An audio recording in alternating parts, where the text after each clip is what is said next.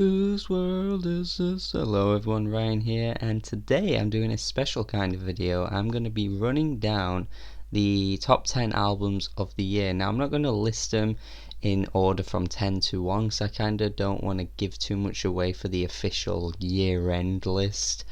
But for now I just want to list off 10 of the best albums for me I've heard so far this year. Now, just a pre-warning for people listening, this is of course my list, so there are going to be albums on here that might not be on your list, or albums that I miss off that were on your list and aren't on mine, and maybe I didn't like those albums so much, and that's fine, and you're allowed to disagree. You can tell me if you think I'm wrong, or you can tell me if you think I missed out some albums.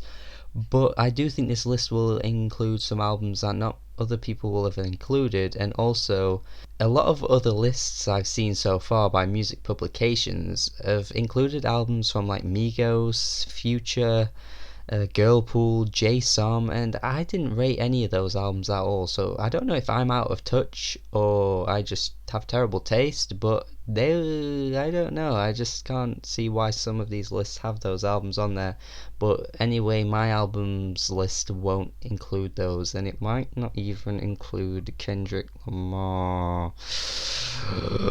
Oh no. I'm just going to quickly list off some honourable mentions, including Neil Cicierega's Mouth Moods, Droog's Pax, Brutalism by Idols, and the last one I want to mention is a bit of a controversial one, but Pageant by Power Bottom. I know these guys had a lot of backlash towards them because of allegations, but when you separate music from the artist, it's fine. I think you can do that. Music is still music, and I think this album is still fantastic. But now, kicking off the list, I'm going to start off with Remo Drive's Greatest Hits. I think Remo Drive are one of the best breakout indie rock bands going around right now. They're this emo tinged indie rock outfit with a lot of catchy songs, and although the recording quality is a little bit like lo-fi and sounds kind of 90s in a way, I still think they have this modern sound that is really good, and I kind of love this sound in general anyway. Any band that comes out that sound like this I tend to typically love,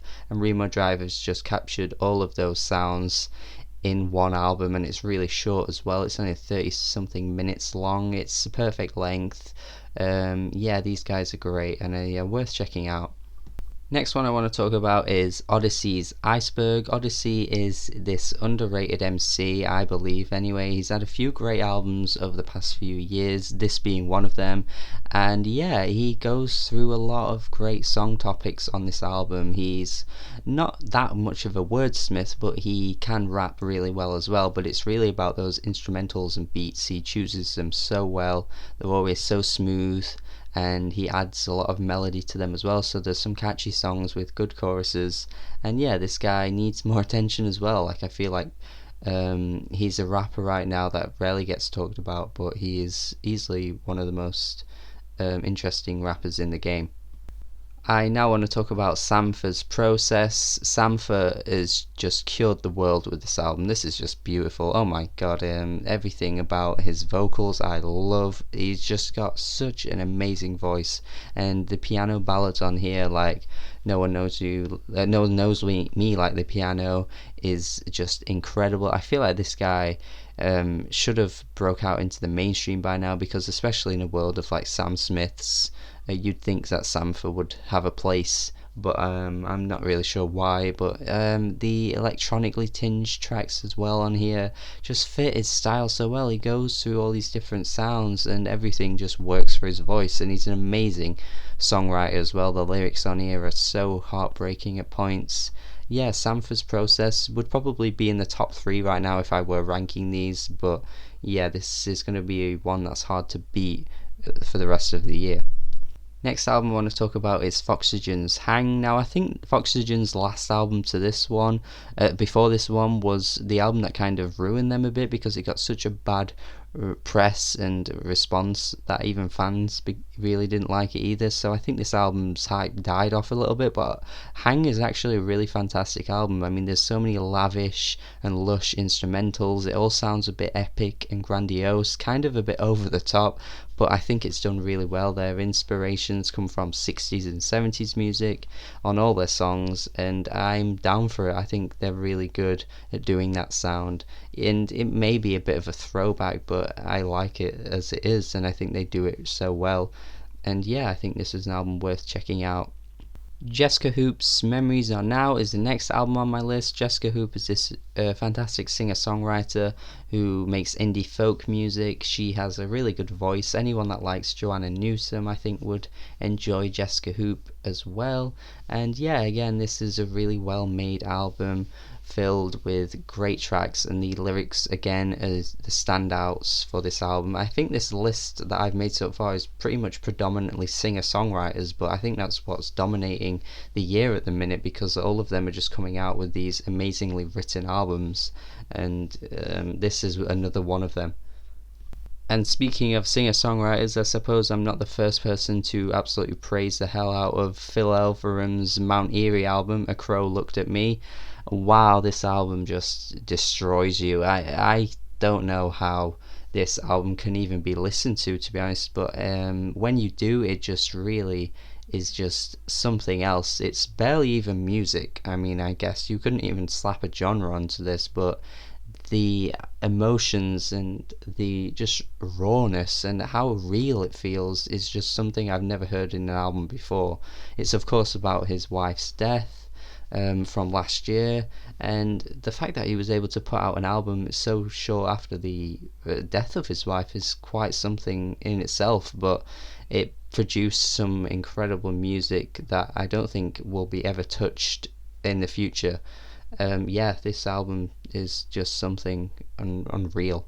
Another singer-songwriter next, this time Casey Deanell, who is also known as White Hinterland, and she makes this amazing art pop music that is just really well made, and the production on this album again is stellar, and she's got an amazing voice to back it all up. She also knows how to make catchy as hell music, like on the track Complicated Silhouette, which has an amazing drum beat to it, and she's really fantastic on this album. I'm really glad she came back and returned with an album that sounded as good as this. Next, I want to give a shout out to a country album, probably the only great country album I've heard so far this year, coming from Jason Eady. This guy again brings it back to that rootsy sound that country music is best for. None of that crap that's in the mainstream right now. This is like a raw, classic country sounding album, and yeah, I think again I'm just grabbed by lyrics this year, because this guy has so many amazing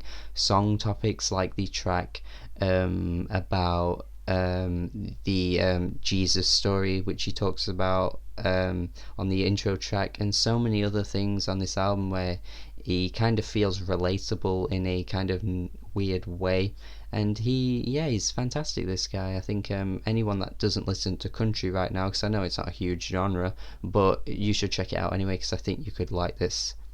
Now for the most recent album that just came out last week, coming from Brockhampton, titled Saturation. This is a fantastic collective of hip-hop members and R&B singers as well, like Kevin Abstract, who dropped their album last week, and it's become one of the best of the year easily already. There are so many bangers on here, and also smoothed out like R&B songs, but also really good rap verses coming in from Don McLehan and other members too.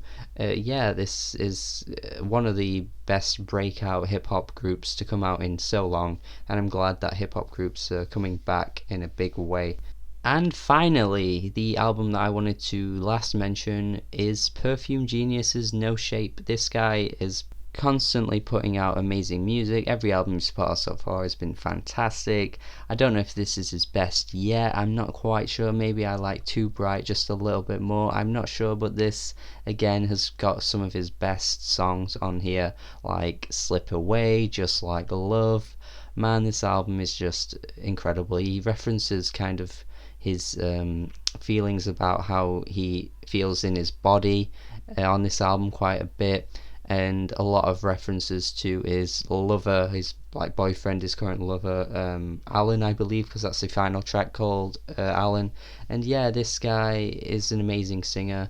He has experimental tendencies with his music. He goes all out and does weird things, and it all shows for it in his music because it's just fantastic. And this is easily, again, one of the best of the year. And that's the list done. If you like this list, make sure you like and subscribe. Also comment your 10 favourite albums of the year. I'm sure a lot of you will have other albums on your lists. It doesn't mean that I didn't like them, it's just I've chose these 10 because these are the ones that have spoke to me the most this year. It is very singer-songwriter dominated, and I think that's kind of 2017 summed up in general for me. But I'm sure a lot of you have other artists on there, and recommend me some as well. I might not have heard them. And yeah, I hope you like this list, and have a good day.